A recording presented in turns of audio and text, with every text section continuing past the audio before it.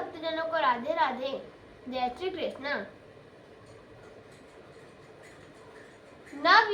संक्षिप्त गरुड़ पुराण। नवयुग अर्चन विधि, पूजानुक्रम निरूपण। श्री हरि ने निरुद्ध से कहा, गरुड़ ने कश्यप ऋषि को नवयुग की पूजा का वर्णन सुनाया था, उसको अब मैं कह रहा हूँ, आप सुने। साधक सबसे पहले योग क्रिया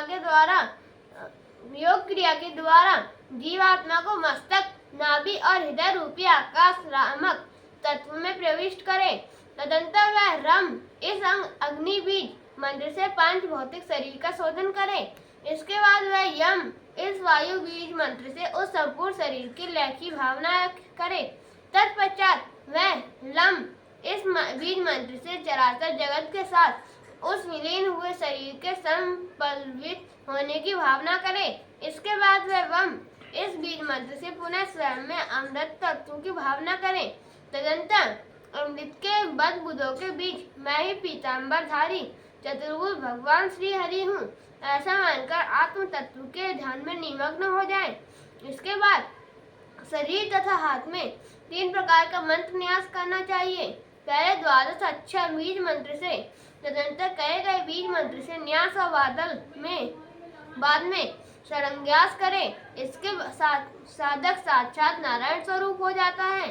साधक दक्षिण अंगुष्ठ से प्रारंभ कर मध्यमा अंगुली पर्यंत न्यास करे। उसके बाद वह पुनः मध्य अंगुली पर ही 2 बीज मंत्र से न्यास करके पुनः शरीर के विभिन्न अंगों पर न्यास करे। क्रमशः हृदय, सिर, शिखा, कवच, मुख, नेत्र, उदर और पीठ भाग से अंग न्यास करते हुए दोनों बाहु, दोनों हाथ, दोनों जानु और दोनों पैरों में भी न्यास करना चाहिए। तदंतर अपने दोनों हाथों को कमलवत आकृति प्रदान करके उसके मध्य भाग में दोनों अंगुष्ठों को संविष्ट करें। तत्पश्चात उसी मुद्रा आकृति में परम तत्व स्वरूप अनामय सर्वेश्वर भगवान नारायण का चिंतन करें। इसके बाद इन्हीं बीज मंत्र से क्रमशः तर्जनी आदि अंगुलियों में न्यास करके यथाक्रम से नेत्र, मुख, कंठ, हृदय, नाभि, गुहा, जानुदय तथा पाद में भी न्यास करना चाहिए। बीज मंत्रों से दोनों हाथों में न्यास तथा षडंग्यास करके संपूर्ण शरीर में न्यास करना चाहिए। वह अंगुष्ठ से कनिष्ठ अंगुली तक 5 बीज मंत्रों से न्यास करे। उसके बाद हाथ के मध्य भाग में नेत्र के बीज मंत्र से न्यास करने का विधान है। अंग न्यास में भी इसी क्रम से हृदय भाग में हृदय, मस्तक में मस्तक, शिखा में शिखा, दोनों स्तन प्रदेश में कवच, नेत्र में नेत्र तथा दोनों हाथों में अस्त्र बीज मंत्र का अवस्थित करना चाहिए। तदंतर उन्हीं बीज मंत्रों से दिशाओं को प्रतिबद्ध करके साधक पूजन की क्रिया प्रारंभ करें। सबसे पहले एकाग्रचित होकर उसको अपने हृदय में योग पीठ का ध्यान करना चाहिए। इसके बाद वह आग्नेय आदि से पूर्व दिशाओं में यथाक्रम धर्म, ज्ञान, वैराग्य और ऐश्वर्य को विनष्ट करके पूर्वादि दिशाओं में अधर्म आदि का न्यास करे। यथा अग्नि कोण में ओम धर्माय नमः, नैऋत्य कोण में ओम ज्ञानाय नमः, वायु कोण में ओम वैराग्याय नमः और ईशान कोण में ओम ऐश्वर्याय नमः, पूर्व दिशा में ओम अधर्माय नमः, दक्षिण दिशा में ओम अज्ञानाय नमः, पश्चिम दिशा में ओम अवैराग्याय नमः तथा उत्तर दिशा में ओम नर ऐश्वर्याय नमः कहकर न्यास करें। साधक इस प्रकार इन न्यास विधियों से आच्छादित अपने शरीर को आराध्य का पीठ और स्वयं को उसी का स्वरूप समझकर पूर्वार्ध में उन्नत अवस्था में स्थिर होकर अनंत भगवान विष्णु को अपने में प्रतिष्ठित करें। तदंतर ज्ञान रूपी सरोवर में उत्पन्न ऊपर की ओर उठी हुई कन्निका से युक्त शतपत्र वाले 8 दिशाओं में प्रसरित श्वेत अष्टदल कमल का ध्यान करें। तत्पश्चात साधक को ऋग्वेद आदि मंत्रों से सूर्य, चंद्र तथा अग्नि स्वरूप मंडलों का क्रमशः एक के ऊपर एक का ध्यान करना चाहिए। इसके बाद वह पूर्वादि दिशाओं में भगवान केशव के पास ही अवस्थित विमल आदि शक्तियों को अष्टदल कमल पर विन्यस्त करके नवी शक्ति को कन्निका में स्थापित करें। इस प्रकार ध्यान करके उस साधक को योग पीठ की विधिवत पूजा करनी चाहिए।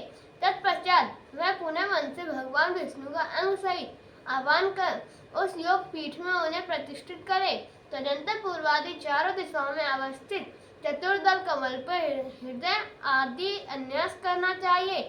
कमल के मध्य भाग में तथा कोरों पर अस्त्र मंत्र का अन्यास करना चाहिए, अर्थात उसके पूर्व दल में हृदय नमः, दक्षिण दल में शीर्षे स्वाहा, पश्चिम दल में शिकाय वस्तु, उत्तर दल में कवचाय हुम, मध्य में नेत्र त्रयाय वौसर तथा कोर में अस्त्राय फट कहकर न्यास करना चाहिए। तत्पश्चात पूर्वादि दिशाओं में यथाक्रम संकर्षण आदि के बीज मंत्रों का विन्यास करने का विधान है। तदंतर वह पूर्व पश्चिम दिशा के द्वार पर ओम वैनतय नमः कहकर वैनतेय को प्रतिष्ठित करें। उसके बाद दक्षिण द्वार पर ओम सुदर्शनाय नमः, ओम सहस्त्राय नमः का उच्चारण करके 1000 अरों वाले सुदर्शन चक्र की वह स्थापना करें। तदंतर दक्षिण द्वार पर ओम श्रीय नमः मंत्र से श्री का न्यास करके उत्तर द्वार पर ओम लक्ष्मी नमः मंत्र से लक्ष्मी को प्रतिष्ठित करें।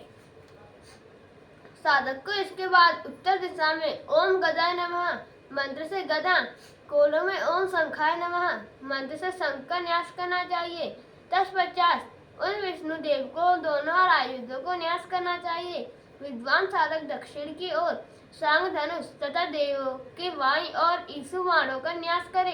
इसी प्रकार दोनों भागों में खड़ग और चर्म का न्यास करे। तदंतर वह साधक मंडल के मध्य देशाभिदेश अनुसार पूर्वादि दिशाओं में इंद्र आदि लोकपालों को प्रतिष्ठित करे और उनके आयुधों को भी स्थापित करे।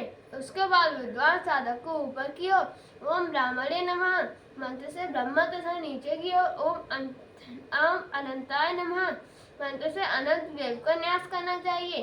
इस प्रकार साधक सभी देवों का न्यास एवं ध्यान करके उनकी पूजा करें और उनके सामने उनका ही मुद्रा का प्रदर्शन करें। अंग लिबिद्ध होना प्रथम मुद्रा है। इसके बाद प्रदर्शन से शीघ्र ही देव सिद्धि हो जाती है। दूसरी वंदिनी मुद्रा है और तीसरी मुद्रा हृदय आसक्ता है। इस मुद्रा में बाएं हाथ की मुट्ठी से दाहिने हाथ के अंगूठे को बांधकर बाएं हाथ के अंगूठे को ऊपर उठाए हुए हृदय भाग से संलग्न रखना चाहिए। व्यू पूजा में मूर्ति भेद से इन तीनों मुद्राओं को साधारण माना गया है। दोनों हाथों में अंगूठे से कनिष्ठा पर्यंत 3 उंगलियों को नवाकर क्रमशः उन्हें मुक्त करने से 8 मुद्राएं बनती हैं। दोनों हाथों के अंगूठे से अपने अपने हाथ की मध्यमा, अनामिका तथा कनिष्ठा उंगलियों को नीचे की ओर झुकाकर जो मुद्रा बनाई जाती है उसको नरसिंह मुद्रा कहते हैं। दाहिने हाथ के ऊपर बाएं हाथ को उत्तान स्थिति में रखकर प्रतिमा के ऊपर धीरे धीरे घुमाने की वाराही मुद्रा कहते हैं। भगवान वरा को सदा ही यह प्रिय है। दोनों मुट्ठियों को उत्तान रखकर क्रमशः एक एक उंगली सीधे खोलते हुए सभी को खोल दें। तदंतर उन सभी उंगलियों को पूरी मुट्ठी बांध दें। यह अंग मुद्रा कहलाती है। साधक को इन मुद्राओं का प्रदर्शन क्रमशः 10 दिक्पालों के लिए करना चाहिए। भगवान वासुदेव, बलराम, प्रद्युम्न तथा अनिरुद्ध क्रमशः प्रथम, द्वितीय, तृतीय और चतुर्थ स्थान के अधिकारी देव हैं।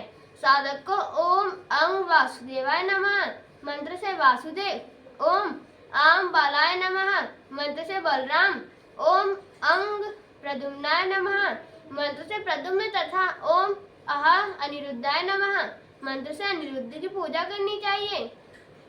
ओमकार, तत्सत, हुम, क्षौम तथा भू ये 5 अक्षर क्रमशः नारायण, ब्रह्मा, विष्णु, नरसिंह और महावरा भगवान के बीज मंत्र हैं। इसलिए साधक ओम नारायणाय नमः मंत्र से भगवान नारायण, ओम तत्सत ब्राह्मणे नमः मंत्र से पद्म योनि ब्रह्मा, ओम हूम विष्णवे नमः मंत्र से विष्णु, ओम क्षौम नरसिंहाय नमः मंत्र से नरसिंह तथा ओम भू महावीराय नमः मंत्र से आदिवरा का पूजन करें। उपयुक्त इन 9 देवताओं का वासुदेव, बलराम, प्रद्युम्न, अनिरुद्ध, नारायण, ब्रह्मा, विष्णु, नरसिंह तथा महावराय नवयुग का वर्ण क्रमशः श्वेत, अरुण, हरिद्र पीत, नील, श्यामल, लोहित, मेघवत, श्याम, अग्निवत, पीत एवं मधु पिंगल है। अर्थात वासुदेव श्वेत, बलदेव, अरुण, प्रद्युम्न, हरिद्रवत, पीत, अनिरुद्ध, नील, नारायण, श्याम, ब्रह्मा, रक्ता, विष्णु, मेघवत, श्याम, नरसिंह अग्निवत पीठ तथा वरादेव मधु पिंगल वर्ण की तेजस्वी आभा से सुशोभित रहते हैं। ओम कंठ कम टम पम सम बीज मंत्र से गरुड़। ओम जम खम वम बीज मंत्र से सुदर्शन। ओम सम चम फम सम बीज मंत्र से गदा देवी। ओम वम लम मम छम बीज मंत्र से संग। ओम घम ड़म भम हम बीज मंत्र से श्री लक्ष्मी। ओम गम जम वम सम बीज मंत्र से पुष्टि। ओम घम वम बीज मंत्र से वनमाला। ओम दम सम बीज मंत्र से श्रीवत्स और ओम छम ड़म पम यम बीज मंत्र से कौस्तुभमणि युक्त है। इसके अतिरिक्त मैं स्वयं अनंत विष्णु हूँ। ये सभी उसी देवादिदेव विष्णु के अंग हैं। गरुड़ कमल के समान लाल गदा, कृष्ण वर्ण, पुष्टि शरीर, शीरीष पुष्प रंग के समान आभास से सामवान्वित तथा लक्ष्मी सुवर्ण कांति से सुशोभित रहते हैं। शंखपूर्ण चंद्र की कांति के समान श्वेत और कौस्तुभमणि नवोदित अरुण के सदृश वर्ण वाला है। चक्र सहज सूर्य की कांति के अदृश्य और सदृश और श्रीवत्स कुंद पुष्प के समान श्वेत है। वनमाला 5 वर्णों से युक्त पंचवर्णों और अनंत भगवान मेघ की भांति श्याम वर्ण का है। जिन अस्त्रों के रंगों का वर्णन यहाँ नहीं किया गया है वे सभी विद्युत कांति के समान हैं। भगवान विष्णु के इन समस्त अंगों की पुंडरीकाक्ष नामक विद्या से अर्घ्य और पार्घ्य आदि समर्पित करनी चाहिए।